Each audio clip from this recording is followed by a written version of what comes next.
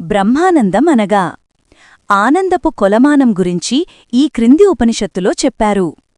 తైత్తిరీయోపనిషత్ చూపిస్తున్న ఒక మార్గం ఆనందమయ విద్య.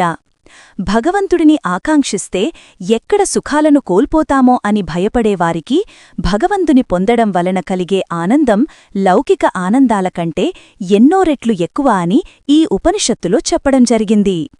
అవి వరుసగా ఈ విధంగా ఉన్నాయి.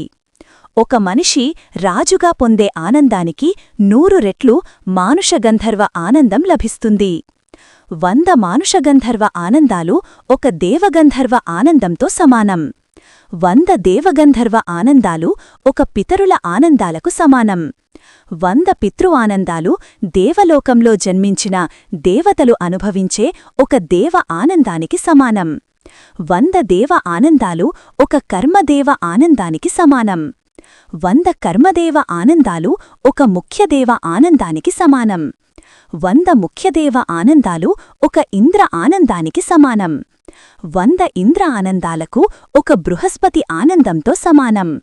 100 బృహస్పతి ఆనందాలు ఒక ప్రజాపతి ఆనందానికి సమానం. 100 ప్రజాపతి ఆనందాలు ఒక బ్రహ్మానందానికి సమానం.